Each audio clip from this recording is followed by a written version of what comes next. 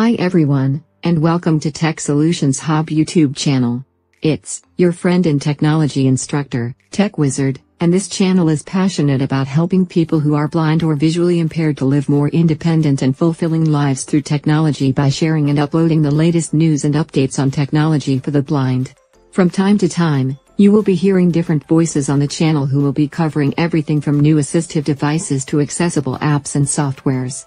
These personalities will also be sharing tips and tricks on how to use technology to your advantage. We will be so glad if you can subscribe to the channel. I hope you'll find our videos helpful and informative. Please feel free to leave comments, share the videos, and suggest topics for future videos. Together, we can make technology more accessible for everyone.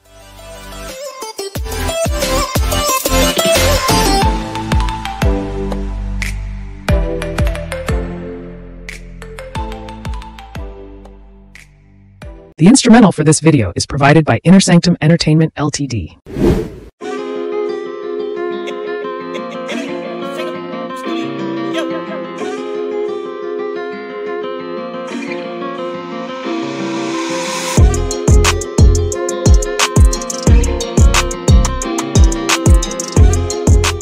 Desktop environment. What is desktop environment? Desktop environment is a region on your computer system which gives you access to go to some certain places on your home screen, and it gives you the ability to move around using your cursor, be it visually impaired or sighted users. But I will focus more on how the visually impaired could navigate around the desktop environment. There are different regions on your desktop environment. So either you have a laptop or a desktop, that is the monitor. I'm not referring to that desktop, I'm referring to the screen, that is the home screen of your computer system. There are different layers in the desktop environment. We'll talk about 5 to 6. Some school of thought belongs to the 5, while some said 6. The first one I will talk about is desktop list view. 2. Desktop background. 3. Start menu region. 4. System tray. 5. Taskbar. 6. Quick launch toolbar. Let's talk about it one by one. What is a desktop list view? A desktop list view is a region where you have list of shortcuts to an application or a folder or a file that is listed vertically or horizontally on your computer system. Note that the default setting is a vertical arrangement, that is line by line. You have it probably like 1 line or 2 or 3 lines depending on the numbers of shortcut or folder or files that is listed on your desktop. This is called desktop list view. For you to go to your desktop list view as a visually impaired, let's quickly practicalize this while we talk about it. For example, let me go to my desktop list view. I'll press start menu D for Delta. Windows D, desktop, folder view, list view, JAWS 13.0, 15 of 64. I guess I have 15 of 64. I can press home to go to the first list. Home, play 360 media. And one thing is, if I scroll down, let me see the number of things I'll have on this typical list. Computer. That's 2. Network. 3. Recycle bin. 4. Adobe Audition 1.5. So I only have 5 here. On your own computer system, you might have 4 or 5. Just trying to have the numbers of shortcuts I have on the list here on my computer system. Note, I still have a second list, that is another second line, and I know I have more than 5 or 6, 7 lines on this system because I have close to 60 something shortcuts on my own personal computer system. You might not have up to that in your computer system, depending on you. We'll talk about how to attach such thing to your desktop, how to create it. We'll talk about it. So start menu D takes you there. But how do you move around your desktop list view? You can move around using the first alphabet navigation, and as well you can use your normal navigational key, up, down, right and left arrow key. So for example, I want to look for a shortcut, and it's FX Reader that comes with JAWS. Let me press F. F3 games. That's F. I'll press F again. FS Reader 2.0. What that does is it takes FR first before FX, which is the normal alphabetical setting. So that's how to use the first alphabet navigation. For example, I want to look for Microsoft Office Word on my desktop list view because I have a shortcut that can help me to launch into Microsoft Office Word. So let me press letter M and let me see the number of times I will do that on my computer system here. Press letter M, M for monkey. M Microsoft Reader. I'm pressing M again. M Mozilla Firefox. Press M again. M MTN FST link. M again. M Medical Software. M Microsoft Office Excel 2007. M Microsoft Office PowerPoint 2007. M Microsoft Office Word 2007. So you can see numbers of time pressing M, which is more better than scrolling up and down and you can't see what you are looking for. So if I'm to launch that application, I can easily press enter, and if it is a folder, I can press enter to open it. That's just a little bit about desktop list view. Number 2, desktop background. This is one thing that some visually impaired textbook disagree with it, because desktop background, it's a region where you have images, pictures, or just a normal plain background of colors that is used as the background or wallpaper of your home screen on your computer system. Note, there is no keystrokes that takes you there. So most times, as a visually impaired, we don't talk about desktop wall background as a region on a desktop environment. Number 3, start menu region. A start menu region, it's a region whereby on a Windows 7 operating system or Windows XP, that is where you find where you could turn on your system, hibernate, shut down, restart your computer system, and also do more than that, where you can see the list of all programs. Sometimes there are some particular folders as well that you can see the shortcuts or applications as well. You can see that within your start menu region. Note, the start menu region as well gives you, mostly on Windows 7 operating system, give you a feature of what we call search edit, whereby you can search for any particular thing on your computer system using the start menu region. So let's quickly see how you can go there. There are 2 ways to it. You can go to your start menu region by pressing just the start menu key alone. Another way you can do that is by pressing Ctrl and Escape together. Note, we've talked about where the start menu key is. It's beside the Alt key, which is mostly the 3rd key from the left hand side going to the right at the lowest row on your keyboard. If you are using a QWERTY keyboard, which is the most popular keyboard everybody uses today on your computer system. So another thing is, if you want to go there to the start menu key again, probably if your start menu key is not working, you can go to your desktop list view. Let me do that, which is the one I know most time you don't know how to use it. Windows D. Windows D. Windows D. Desktop. Folder view. List view. Microsoft Office Word 2007. 55 of 64. Once you are in Windows D, this is the 3rd one, which I have to practicalize. You can press your tab key once. Tab. Start button. You hear the word start button. Then I can press escape on the start button. Space. Menu. Search box edit. So even if you press Ctrl Escape or you press the start menu key alone, the first thing you have here is search edit field. And this search edit field gives you ability to search for anything on your computer system. Anything. As much as you have saved it, or even it's going to be the setting of your computer system. For example, I want to look for mouse settings on my computer system. I can just type the word mouse. Let me just do that. M-O-U-S-E. Mouse. Change how your mouse works. Then I can scroll down. I can hear the first one. Change how your mouse works. Control the computer without the mouse or keyboard. So it pops out different options of settings for me. So even if it is a particular file or folder I'm looking for, I can type it there and I'll surely see it. So let me just escape.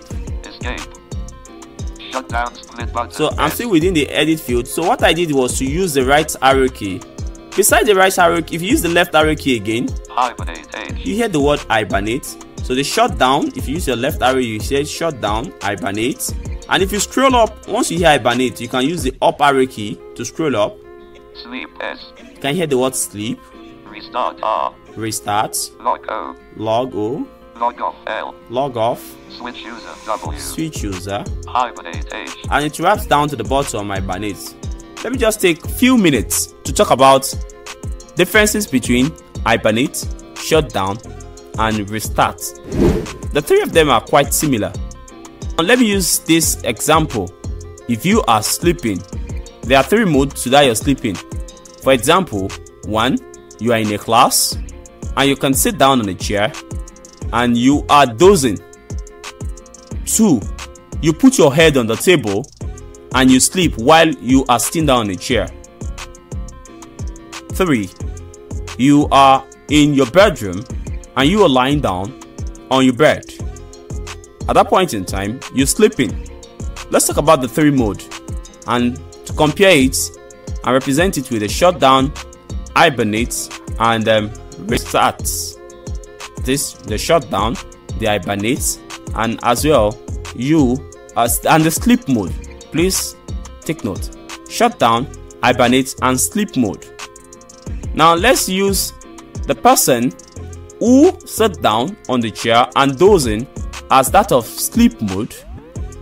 Let's use the person who sat down on the chair and put his head on the table and sleep as that of the person that is hibernated, and the person who is lying down on the bed as someone who was shut down.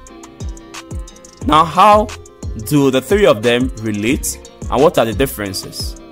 A person who is sitting down on a chair in a class and is dozing, if while he's dozing, anybody just tap him and said, Mr. Friday, the next thing is immediately it wake up and his brain alertness comes back to the normal position and he can remember what he's doing because he's just dozing while sitting down. So what that means is, if you put your computer system on a sleep mode, by just tapping your computer system on any key, immediately boot your system back to the normal way it should be. 2, if you put your head on the chair, you're sitting down on the chair and you put your head on the table, that mode is known as hibernate. And what that does automatically is that you sleep, and for them to wake you up, they still need to tap you or call your name probably once or twice, and not just by tapping once. At that point in time, you might have things you're doing, but whether you like it or not, your alertness cannot be like that person who is just dozing a little bit while sitting down on the chair.